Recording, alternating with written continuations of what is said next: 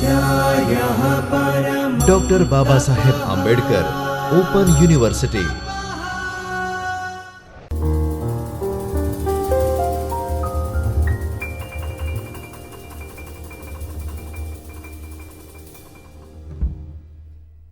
નમસ્તે વિદ્યાર્થી મિત્રો, ડૉક્ટર બાબા સાહેબ આંબેડકર ઓપન યુનિવર્સિટીમાંથી ચૈતન્ય સ્ટુડિયોમાંથી હું doctor Jayshree Koshti, assistant professor of commerce, આપ સૌનું હાર્દિક સ્વાગત કરું છું.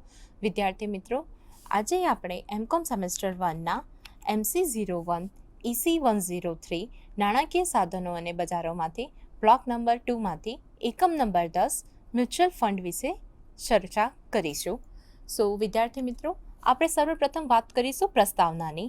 તો આપણે બધા જાણીએ છીએ કે અત્યારે હાલમાં જે મ્યુચ્યુઅલ ફંડનો ખ્યાલ છે તે ઝડપથી વિકાસ પામી રહ્યો છે. આધુનિક વિશ્વમાં રોકાણકારો માટે ખૂબ પ્રચલિત અને પસંદગીનું રોકાણ એટલે કે મ્યુચ્યુઅલ ફંડ.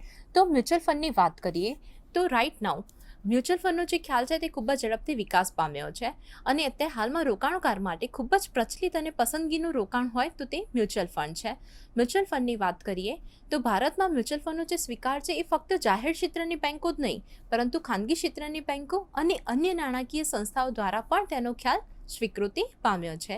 આ મ્યુચ્યુઅલ ફંડનો ખ્યાલ છે તે કોઈ તદ્દન નવો ખ્યાલ નથી.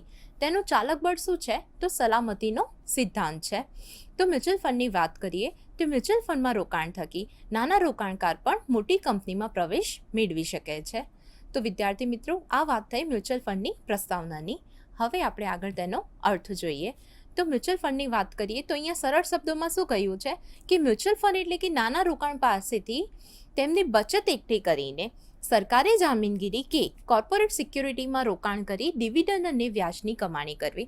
તો મ્યુચ્યુઅલ ફંડ એટલે કે શું તો નાના રોકાણકાર પાસેથી તેમની બચત એકઠી કરીને સરકારી જામીનગીરી કે કોર્પોરેટ સિક્યુરિટીઝમાં રોકાણ કરવું અને ડિવિડન્ડ અને વ્યાજની કમાણી કરવી. તો મ્યુચ્યુઅલ ફંડ શું છે તો સામાન્ય શબ્દોમાં કહીએ તો મ્યુચ્યુઅલ ફંડ એક સંસ્થા છે જે જનરલી શું કરે છે તો નાના રોકાણકાર પાસેથી તેમની બચત એકઠી કરે છે.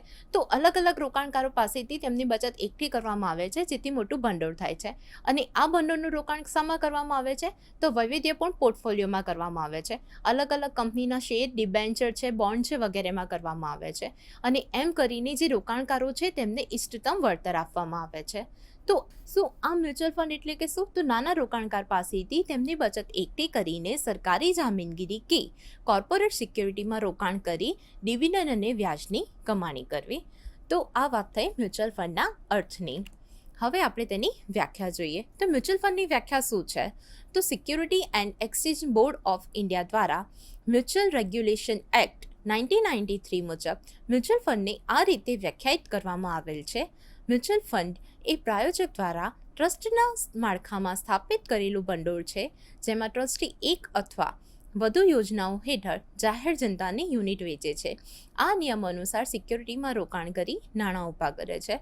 તો અહીંયા આપણને મ્યુચ્યુઅલ ફંડની વ્યાખ્યા આપવામાં આવેલી છે. તો એ વ્યાખ્યા કોના દ્વારા છે તો security and exchange board of India દ્વારા છે. એના મ્યુચ્યુઅલ રેગ્યુલેશન એક્ટ 1993 મુજબ મ્યુચ્યુઅલ ફંડની વ્યાખ્યા આ રીતે વ્યાખ્યાયિત કરવામાં આવી છે કે મ્યુચ્યુઅલ ફંડ શું છે તો મ્યુચ્યુઅલ ફંડ એ પ્રાયોજક દ્વારા ટ્રસ્ટના માળખામાં સ્થાપિત કરેલું ભંડોળ છે જેમાં ટ્રસ્ટી એક અથવા વધુ યોજનાઓ હેઠળ જાહેર જનતાની યુનિટ વેચે છે. આ નિયમ અનુસાર સિક્યુરિટીમાં રોકાણ કરીને તે નાણાં ઊભા કરે છે. તો આ વાત થઈ મ્યુચ્યુઅલ ફંડની. તો અહીંયા મ્યુચ્યુઅલ ફંડનો અર્થ જે આપણે સામાન્ય શબ્દોમાં સમજીએ એ મુજબ શું છે તો નાના રોકાણકાર પાસેથી બચત એકઠી કરવામાં આવે છે અને તેનું ભંડોળમાં રૂપાંતર કરીને પછી જે અલગ અલગ સિક્યોરિટીઝ છે જેમ કે વિવિધ કંપનીના શેર છે, પછી ડિબેન્ચર છે, બોન્ડ છે વગેરેમાં તેમનું રોકાણ કરીને આ જે રોકાણકારો છે તેમને ઇષ્ટતમ વળતર આપવામાં આવે છે. તો બુંદ બુંદ કા દરિયા કહેવતને તે સાર્થક કરે છે. સપોઝ એક સ્મોલ બચતકાર છે, એક નાનો બચતકાર છે જેમણે પોતાની 1000 રૂપિયાની બચત આપી છે અને આ 1000 રૂપિયાની બચતનું મ્યુચ્યુઅલ ફંડ શું કરે છે તો એકઠી કરે છે અને આવા અનેક પ્રકારના આવા જે અલગ અલગ નાના રોકાણકાર હોય છે, સપોઝ એ લોકો બધા હજાર રૂપિયા આપે તો એમ કરીને મોટું ભંડોળ ઊભું કરવામાં આવે છે અને આ જે ભંડોળ બને છે તેનું વૈવિધ્યપૂર્ણ પોર્ટફોલિયોમાં રોકાણ કરવામાં આવે છે અને આ રીતે કરીને જે બધા રોકાણકારો છે મ્યુચ્યુઅલ ફંડ એમને શું આપે છે તો તેમને ઇષ્ટતમ વળતર પ્રોવાઈડ કરે છે. તો મ્યુચ્યુઅલ ફંડનો કન્સેપ્ટ આ છે અને તેની વ્યાખ્યા આ મુજબ આપણે ચર્ચા કરી એ મુજબ થઈ છે. હવે આપણે મ્યુચ્યુઅલ ફંડના પ્રકારો વિશે ચર્ચા કરીશું. તો મ્યુચ્યુઅલ ફંડના પ્રકારો કયા કયા છે? તો મ્યુચ્યુઅલ ફંડના પ્રકારોમાં સૌથી પહેલું છે ચોક્કસ સમયગાળા માટેનું ફંડ અને સતત ચાલુ રહેતું ફંડ. તો ચોક્કસ સમયગાળા માટેનું ફંડની વાત કરીએ તો ચોક્કસ સમયગાળો, અહીંયા લખેલું છે વર્ડ ચોક્કસ. તો અહીંયા મ્યુચ્યુઅલ ફંડમાં રોકાણ કરવા માટેનો જે સમયગાળો હોય છે તે પણ નિશ્ચિત હોય છે અને જે નાણાંનું રોકાણ કરવામાં આવે છે તે પણ નિશ્ચિત હોય છે. તેથી તેને ચોક્કસ સમયગાળા માટેનું ફંડ કહેવામાં આવે છે. અને બીજું શું છે? સતત ચાલુ રહેતું ફંડ. તો જે સતત ચાલુ રહેતું ફંડ છે તે એના કરતાં ઓપોઝિટ છે. એના કરતાં એટલે કે ચોક્કસ સમયગાળા માટેના ફંડ કરતાં ઓપોઝિટ છે. જે સતત ચાલુ રહેતું ફંડ છે તેમાં રોકાણ કરવા માટેનો સમયગાળો પણ નિશ્ચિત હોતો નથી અને રોકાણ કરવા માટેની જે રકમ હોય છે તે પણ નિશ્ચિત હોતી નથી. 1964ના વર્ષમાં યુનિટ ટ્રસ્ટ ઓફ ઇન્ડિયાએ અમલમાં મૂકેલી જે યોજના છે તે આ પ્રકારની છે. તેમાં લક્ષ્યાંકિત રકમની દ્રષ્ટિએ અને સતત સમયગાળાની દ્રષ્ટિએ તે સતત ચાલુ રહેતું ફંડ છે. સો આમ વિદ્યાર્થી મિત્રો, ચોક્કસ સમયગાળા માટેનું ફંડ એટલે કે શું? તો જેમાં રોકાણ કરવા માટેનો સમયગાળો પણ નિશ્ચિત હોય છે અને રોકાણની રકમ પણ નિશ્ચિત હોય છે, એટલે કે ચોક્કસ હોય છે. તેથી તેને ચોક્કસ સમયગાળા માટેનું ફંડ કહે છે. જ્યારે સતત ચાલુ રહેતું ફંડની વાત કરીએ તો સતત ચાલુ રહેતા ફંડમાં તમારી જે રોકાણ કરવા માટેનો સમયગાળો છે તે પણ અનિશ્ચિત હોય છે અને જે રકમનું રોકાણ કરવામાં આવે છે તે પણ અનિશ્ચિત હોય છે. તેથી તેને સતત ચાલુ રહેતું ફંડ પણ કહેવામાં આવે છે. બીજો મ્યુચ્યુઅલ ફંડનો પ્રકાર છે આવકલક્ષી ફંડ. તો બીજો મ્યુચ્યુઅલ ફંડનો જે પ્રકાર છે આવકલક્ષી ફંડ. તો આ પ્રકારના મ્યુચ્યુઅલ ફંડનો ઉદ્દેશ્ય શું હોય છે? તો આ પ્રકારના મ્યુચ્યુઅલ ફંડનો ઉદ્દેશ્ય રોકાણકારોની નિયત સમયના અંતરે આવકની વહેંચણી કરવાનો હોય છે. જેથી આ પ્રકારના મ્યુચ્યુઅલ ફંડમાં રોકાણ ક્યાં કરવામાં આવે છે? તો નિશ્ચિત આવક આપતી જામીનગીરીઓમાં રોકાણ કરવામાં આવે છે કે જેથી રોકાણકારોને નિશ્ચિત સમયના અંતરે યોગ્ય આવકની વહેંચણી થઈ શકે. ત્રીજો પોઈન્ટ છે વૃદ્ધિલક્ષી ફંડ. તો ત્રીજો પોઈન્ટ છે વૃદ્ધિલક્ષી ફંડ. તો આ પ્રકારનું જે મ્યુચ્યુઅલ ફંડ છે તેમનું ઉદ્દેશ્ય શું હોય છે? તો રોકાણકારોએ મ્યુચ્યુઅલ ફંડમાં જે ઇન્વેસ્ટમેન્ટ કર્યું છે, જે રોકાણ કર્યું છે તેના મૂલ્યમાં વૃદ્ધિ કરવાનો હોય છે. તો એના માટે આ કંપની ક્યાં રોકાણ કરે છે?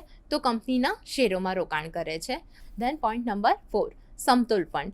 તો સમતોલ ફંડની વાત કરીએ તો આ પ્રકારના મ્યુચ્યુઅલ ફંડમાં શેર અને બોન્ડ બંનેમાં રોકાણ કરવામાં આવે છે. તેથી તેને સમતોલ ફંડ કહે છે. તો જ્યારે માર્કેટની પરિસ્થિતિ આશાસ્પદ હોય છે તો એ વખતે શેરમાં રોકાણ કરવામાં આવે છે, પરંતુ જ્યારે નુકસાન થવાની શક્યતા હોય છે એ વખતે ક્યાં રોકાણ કરવામાં આવે છે? તો બોન્ડમાં રોકાણ કરવામાં આવે છે. સો આમ જે સમતોલ ફંડ છે તેમાં શેર અને બોન્ડ છે બંનેમાં રોકાણ કરવામાં આવતું હોય છે. ધેન પોઈન્ટ નંબર 5 છે મની માર્કેટ મ્યુચ્યુઅલ ફંડ. સો મની માર્કેટ મ્યુચ્યુઅલ ફંડ એટલે કે એવા પ્રકારનું ફંડ કે જેમાં રોકાણ મની માર્કેટ ઇન્સ્ટ્રુમેન્ટ કરે છે. તો અહીંયા મની માર્કેટ ઇન્સ્ટ્રુમેન્ટની વાત કરીએ તો મની માર્કેટ ઇન્સ્ટ્રુમેન્ટ કઈ કઈ છે? તો આગળ આપણે ભણ્યા જ છે આગળના એકમમાં કે મની માર્કેટ ઇન્સ્ટ્રુમેન્ટ કઈ છે? તો કોલ મની છે, નોટિસ મની છે, ટ્રેઝરી બિલ્સ છે, સર્ટિફિકેટ ઓફ ડિપોઝિટ છે વગેરે જેવી મની માર્કેટ ઇન્સ્ટ્રુમેન્ટ છે. આ પ્રકારનું જે ફંડ છે તે ઓપન એન્ડેડ છે, એટલે કે તે સતત ચાલુ રહેતું ફંડ છે. પછી છઠ્ઠા પ્રકારનો ફંડ કયું છે? તો કરવેરા રાહત માટેના ફંડ. તો કરવેરા રાહત માટેના ફંડની વાત કરીએ તો મ્યુચ્યુઅલ ફંડના આ પ્રકારનું મુખ્ય ઉદ્દેશ્ય શું છે? તો કરવેરામાં રાહત આપવાનું છે. અને આના માટે એક્ઝામ્પલ શું છે? તો યુનિટ ટ્રસ્ટ ઓફ ઇન્ડિયા અને જીવન વીમા નિગમ. તો આ પ્રકારના ફંડ શાના માટે સ્થાપના કરવામાં આવે છે? તો આ પ્રકારના ફંડની સ્થાપના જેના માટે કરવામાં આવે છે કે જેથી રોકાણકારોને કરવેરામાં રાહત આપી શકાય. પછી નેક્સ્ટ છે ઇક્વિટી ફંડ. તો ઇક્વિટી ફંડની વાત કરીએ તો આ પ્રકારના ફંડમાં રોકાણ ક્યાં કરવામાં આવે છે? તો આ પ્રકારના ફંડમાં રોકાણ કંપનીના શેરમાં કરવામાં આવે છે. આ પ્રકારના ફંડમાં રોકાણકારોએ વધુ જોખમનો સામનો કરવો પડે છે. અપેક્ષિત મૂડી વધારો એક્સપેક્ટ કરે છે, જેના કારણે તેમને જોખમનો વધુ પ્રમાણમાં સામનો કરવો પડે છે. Then point number 8, bond fund. તો આ પ્રકારના મ્યુચ્યુઅલ ફંડમાં શું કરવામાં આવે છે? તો રોકાણ નિશ્ચિત આવક આપતી જામીનગીરી જેમ કે ડિબેન્ચર છે અને બોન્ડ વગેરેમાં કરવામાં આવે છે. ઇક્વિટી ફંડની કમ્પેરિઝનમાં અહીંયા જોખમનું પ્રમાણ ઓછું હોય છે. ધેન 9મા પ્રકારનો ફંડ કયો છે? તો વિભાગીય ક્ષેત્રીય ફંડ છે. તો વિભાગીય ક્ષેત્રીય ફંડની વાત કરીએ તો આ પ્રકારના મ્યુચ્યુઅલ ફંડમાં રોકાણ ક્યાં કરવામાં આવે છે? તો ચોક્કસ ક્ષેત્રોમાં કરવામાં આવે છે. આ ચોક્કસ ક્ષેત્રોની વાત કરીએ તો તે કયા કયા હશે? તો ખનિજ તેલ છે, ગેસ છે, પછી સોનું છે, ચાંદી છે વગેરે જેવા ક્ષેત્રોમાં તેનું રોકાણ કરવામાં આવતું હોય છે. અને આ પ્રકારના રોકાણની વાત કરીએ તો પશ્ચિમના દેશોમાં આ પ્રકારનું રોકાણ વધુ જોવા મળે છે. ધેન 10મા નંબરનું મ્યુચ્યુઅલ ફંડનો પ્રકાર છે આવક અને વૃદ્ધિ ફંડ. અહીંયા બંને વર્ડ્સ છે, આવક અને વૃદ્ધિ. તો આ પ્રકારના મ્યુચ્યુઅલ ફંડનો હેતુ શું હોય છે? તો તેમને આવક આપવાનો હોય છે અને સાથે સાથે એમનું જે રોકાણનું મૂલ્ય છે તેમાં વૃદ્ધિ કરવાનો પણ હોય છે. તેથી તેને આવક અને વૃદ્ધિ ફંડ કહે છે. તો આ પ્રકારના મ્યુચ્યુઅલ ફંડમાં રોકાણ ક્યાં કરવામાં આવશે? તો રોકાણકારોને નિયમિત આવક મળતી રહે અને આની સાથે સાથે તેમનું જે રોકાણ મૂલ્ય છે તેમાં વૃદ્ધિ પણ થતી રહે તેવી જગ્યાએ તેનું રોકાણ કરવામાં આવતું હોય છે. પછી 11મા નંબરનો પ્રકાર છે અન્ય પ્રકારના ફંડ. તો અન્ય પ્રકારના આ ફંડની વાત કરીએ તો અન્ય પ્રકારના મ્યુચ્યુઅલ ફંડની વાત કરીએ તો તેમાં લીવરેજ ફંડ છે, ડ્યુઅલ ફંડ છે, સૂચકાંક ફંડ છે, ફંડોના ફંડ છે વગેરે જેવા મ્યુચ્યુઅલ ફંડ હોય છે જે જનરલી બ્રિટન દેશની કંપનીમાં થતા હોય છે. સો વિદ્યાર્થી મિત્રો, આ બધી વાત થઈ છે મ્યુચ્યુઅલ ફંડના પ્રકારોની. હવે આપણે મ્યુચ્યુઅલ ફંડનું મહત્ત્વ સમજીએ. તો મ્યુચ્યુઅલ ફંડની મહત્ત્વની વાત કરીએ તો એની અંદર ફર્સ્ટ પોઈન્ટ, મ્યુચ્યુઅલ ફંડ એવા રોકાણકાર માટે ખૂબ જ લાભદાયી છે જેમને પ્રત્યક્ષ મૂડી રોકાણ કરતી વખતે કેટલાક અંતરાયો ઉદ્ભવતા હોય છે. તો મ્યુચ્યુઅલ ફંડ કેવા રોકાણકારો માટે ખૂબ લાભદાયી છે? તો જેમને પ્રત્યક્ષ મૂડી રોકાણ કરતી વખતે કેટલાક અંતરાયો હોય છે. જેમ કે કોઈ નાનું રોકાણકાર હોય છે તો તેમની બચત પણ ખૂબ જ નાના પ્રમાણમાં હોય છે. તેથી તે શેર બજાર છે તેની સુવિધાનો લાભ લઈ શકતો નથી. આ સિવાય તમે શેર બજારમાં ઇન્વેસ્ટમેન્ટ કરવા જાઓ ત્યારે દલાલોની દલાલી ચૂકવવી પડતી હોય છે. તો નાના રોકાણકારો માટે એ વખતે પોસિબલ નથી હોતું કે દલાલીનો ખર્ચો ઉઠાવી શકે. પછી જેમને નિષ્ણાંતોની સેવા પણ પોસાતી ન હોય, કારણ કે નાના રોકાણકારો છે તેમને આ બધી સેવા કોસ્ટલી લાગતી હોય છે. ઘણા બધા રોકાણકારો પાસે માર્કેટની કોઈ અપડેટ હોતી નથી, તેઓ માર્કેટથી અજાણ હોય છે, અનભિજ્ઞ હોય છે. તો આવા જે પ્રકારના રોકાણકારો છે એ બધા માટે મ્યુચ્યુઅલ ફંડ શું છે? તો તે ખૂબ જ લાભદાયી છે. પછી સેકન્ડ નંબરનો પોઈન્ટ છે મ્યુચ્યુઅલ ફંડ મારફત નાના રોકાણકારોનું ભંડોળ એકત્રિત કરવામાં આવે છે જેથી વૈવિધ્ય સફળ પોર્ટફોલિયો બનાવીને રોકાણ કરી શકાય.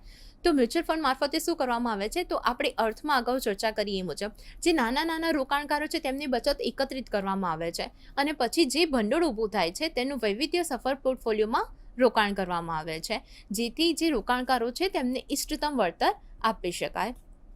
ધેન નંબર 3, મ્યુચ્યુઅલ ફંડમાં પણ જોખમનું તત્વ તો રહેલું જ છે અને ક્યારેક કઈ કંપનીમાં નાણાં ડૂબી જાય એ તો સમય જ નક્કી કરે, પણ મ્યુચ્યુઅલ ફંડ એક સમતોલ પોર્ટફોલિયો બનાવે છે જેના પરિણામે જોખમનું તત્વ ઘટે છે. તો મ્યુચ્યુઅલ ફંડની વાત કરીએ તો મ્યુચ્યુઅલ ફંડમાં પણ જોખમનું તત્વ તો છે જ અને કઈ કંપનીના નાણાં ક્યારે ડૂબી જશે એની શ્યોરિટી કોઈ આપણને આપી શકતું નથી, એ તો સમય જ નક્કી કરે છે. પણ આમ છતાં પણ મ્યુચ્યુઅલ ફંડમાં શું કરવામાં આવે છે કે જે ભંડોળ હોય છે તેનું વૈવિધ્ય સફળ પોર્ટફોલિયોમાં રોકાણ કરવામાં આવે છે અને આ પોર્ટફોલિયો એક સમતોલ પોર્ટફોલિયો મેન્ટેન કરવાનો ટ્રાય કરવામાં આવે છે જેના પરિણામે બીજી બધી જગ્યા કરતાં અહીંયા જોખમનું તત્વ થોડું ઓછું હોય છે. Then point number 4, mutual fund મારફત રોકાણકારોને સલામતી અને તરલતાનો પણ લાભ મળે છે. અહીંયા જે રોકાણકારો છે તેમના નાણાં અલગ અલગ જામીનગીરીઓમાં રોકવામાં આવતા હોય છે, જેમ કે કોઈ કંપનીના ડિબેન્ચર છે, બીજી કંપનીના શેર છે, બોન્ડ છે, એમ કરીને તેમને નાણાંનું અલગ અલગ જગ્યાએ રોકાણ કરવામાં આવતું હોય છે. તેથી તેમાં સલામતી અને તરલતાનો પણ તેમને લાભ મળી રહે છે. પછી નેક્સ્ટ છે ફંડના સંચાલકોએ નક્કી કરેલા ધારાધોરણો અને માર્ગદર્શિકાનું પાલન કરવાનું હોય છે.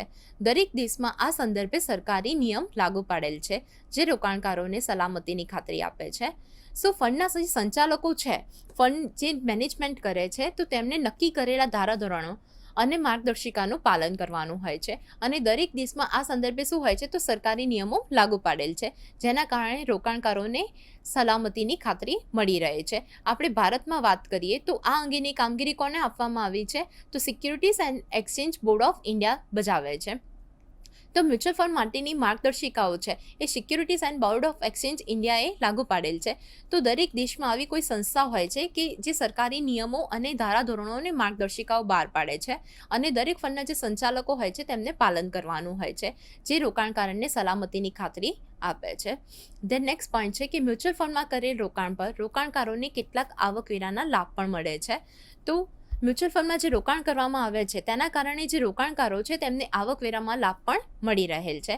આપણે અત્યારે પ્રકારોમાં જોયું હતું કે કેટલાક મ્યુચ્યુઅલ ફંડની સ્થાપના જે ઉદ્દેશ્યથી કરવામાં આવે છે કે જેથી આવકવેરામાં રાહત મળી રહે. સો આ મ્યુચ્યુઅલ ફંડ રોકાણકારોની આવકવેરાના લાભ માટે પણ ખૂબ જ મદદરૂપ બની રહે છે. પછી છે કે મ્યુચ્યુઅલ ફંડો પાસે વિશાળ નાણાકીય ભંડોળ હોવાથી તેમને કદના લાભ મળી રહે છે, તેથી તેમનું કાર્યકારી જે ખર્ચ હોય છે તે ઓછું રહેવાથી રોકાણકારો માટે વધુ રકમ ઉપલબ્ધ થઈ રહે છે. તો મ્યુચ્યુઅલ ફંડ શું કરે છે, તો નાના નાના રોકાણકાર પાસેથી તેમની બચત એકત્ર કરે છે, તો જેના કારણે તેનું વિશાળ ભંડોળ રચાય છે અને આ વિશાળ ભંડોળના કારણે તેમને કદના લાભ મળી રહે છે. તેથી તેમનું જે કાર્યકારી ખર્ચ હોય છે, કદના લાભને કારણે તેમનું કાર્યકારી ખર્ચ ઓછું થાય છે, જેથી રોકાણકારોને વધુ રકમ ઉપલબ્ધ થઈ રહે છે. લાસ્ટ પોઈન્ટ છે મ્યુચ્યુઅલ ફંડના અન્ય લાભોમાં ડિવિડન્ડના પુનઃરોકાણનો વિકલ્પ, મૂડી વૃદ્ધિની શક્યતા, નિયમિત પગાર વગેરેનો સમાવેશ કરી શકાય છે. તો આના સિવાય મ્યુચ્યુઅલ ફંડના અન્ય લાભોની વાત કરીએ તો તે લાભો કયા કયા છે, તો ડિવિડન્ડના પુનઃરોકાણનો વિકલ્પ, પછી મૂડી વૃદ્ધિની શક્યતા, નિયમિત પગાર વગેરેનો સમાવેશ કરી શકાય છે. સો આમ આ દ્રષ્ટિએ મ્યુચ્યુઅલ ફંડનું મહત્ત્વ વધુ હોય છે. તો વિદ્યાર્થી મિત્રો, આપણે આજનો લેક્ચર અહીં સમાપ્ત કરીએ છીએ. આજના લેક્ચર માટે આપ સૌનો ખૂબ ખૂબ આભાર. स्वाध्यायः परमं तप